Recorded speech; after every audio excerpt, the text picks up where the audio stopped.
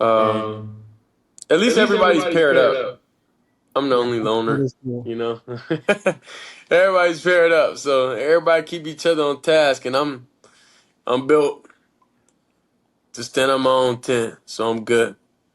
Yeah.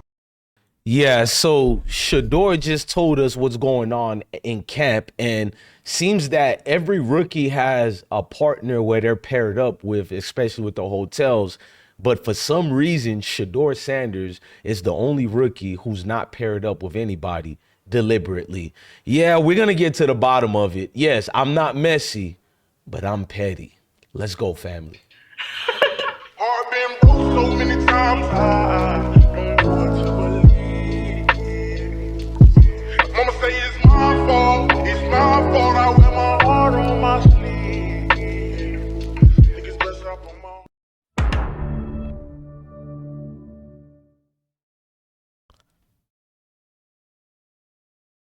So obviously, YouTube family, we've been watching phenomenal talent such as Shedeur dominating in the rookie mini camp. Go check out that video. I even dropped the video of Shiloh. But Shedeur spoke something that made me feel a little uneasy with more of the triggers that I've been feeling towards a team like, well, let's say it properly, an organization like the Cleveland Browns. Everything. At least everybody's paired up. I'm the only loner, you know. Everybody's paired up, so everybody keep each other on task, and I'm built to stand on my own 10, so I'm good. Yeah. Everything. So Shedeur talked about a lot of things that's going on his first official interview. Y'all go check out his his Shedeur, Two Legendary with Shedeur Sanders YouTube channel, which is a podcast he has with the Overtime channel. It's a great podcast, by the way. He said he hasn't been able to do a lot of interviews because he's focused on his craft right now, and he is. Before we get into what he's focused on, let's look at some of the things that Shedeur has been doing.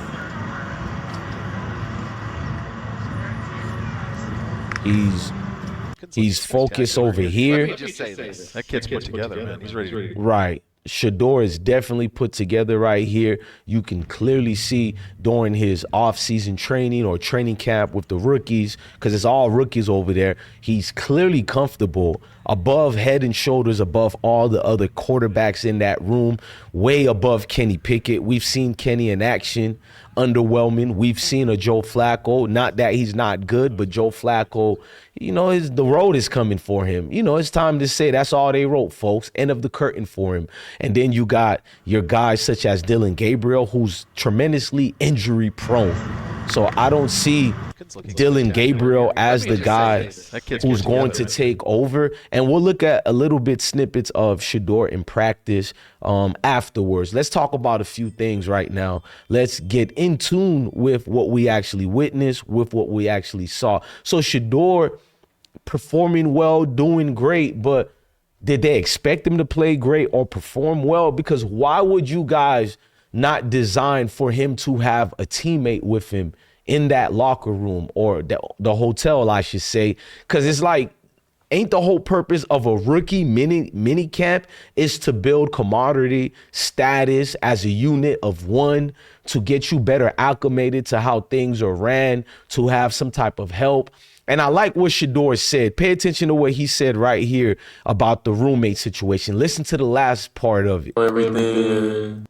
At least everybody's paired up. I'm the only loner, you know.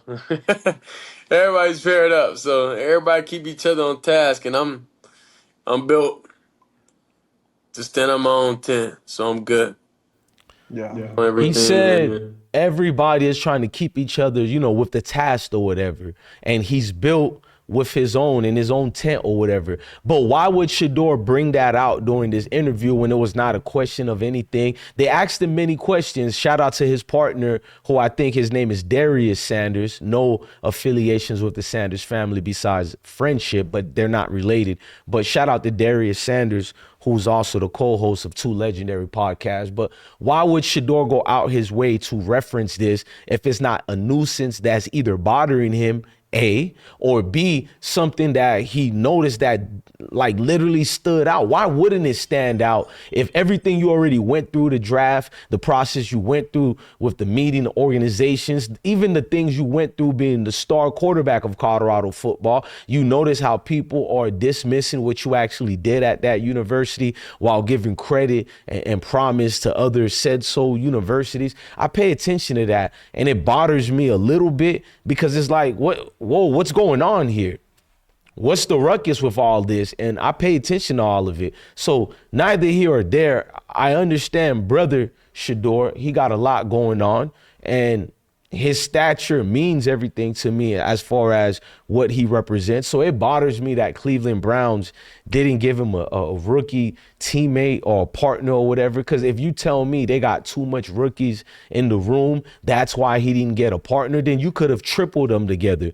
Like the last two guys, you could have added Shedeur with them. That would have built a team bonding as well. You could have easily fit 3 beds in there. Like, knock it off, man. It seems that the Browns have ulterior motives.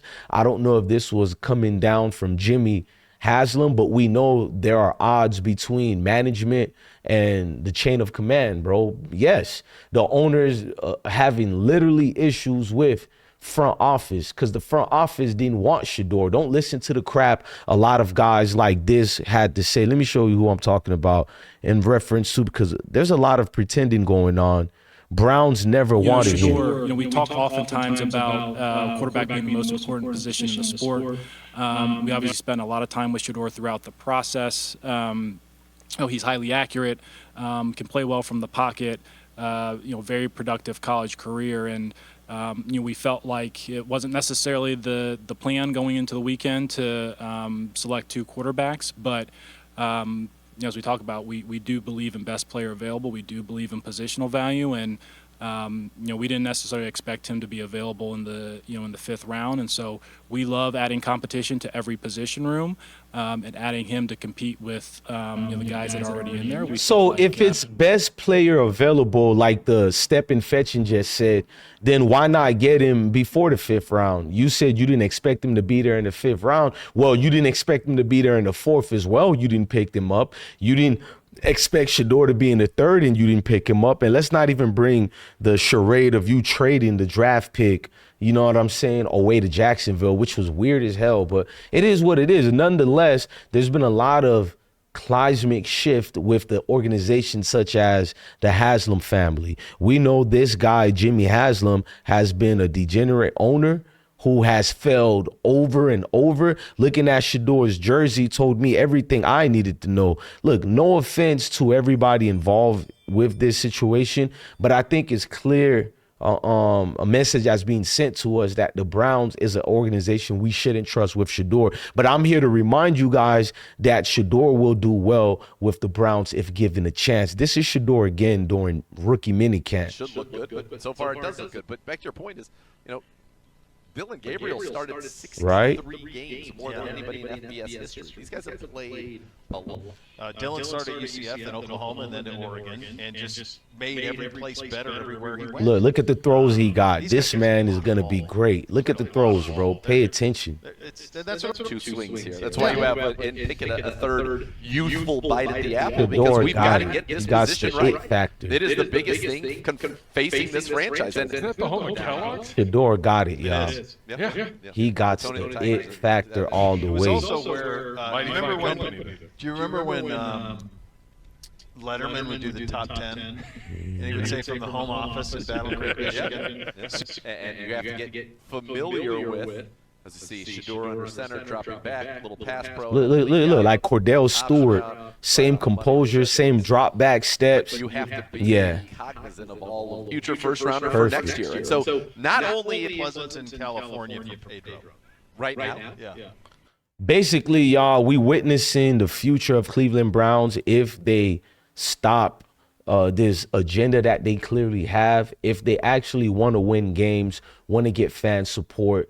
Just get over the agenda here, which clearly every owner was told to dismiss the Sanders families and anybody else affiliated with them, such as the Jimmy Horns. Will Shepard just got released from the Tampa Bay Buccaneers and rookie camp just started. They said he failed the physical, but yeah, he played all 13 games and looked healthy. He played in the Shrine Bowl. There just seems a lot of things going on, so I'm paying attention to it. The evaluators clearly have other ulterior motives, so Shedeur, if he plays how he plays, he would always be a piece that any team needs. The only problem is the agenda so strong where it doesn't matter what he does or perform or on how he performs on the field. Are they here just to make sure he doesn't get that chance? You guys let me know in the comment sections. I'm your guy, DJ Bless One, the best one. Love your family, love your kids, and definitely indeed stay blessed, guys.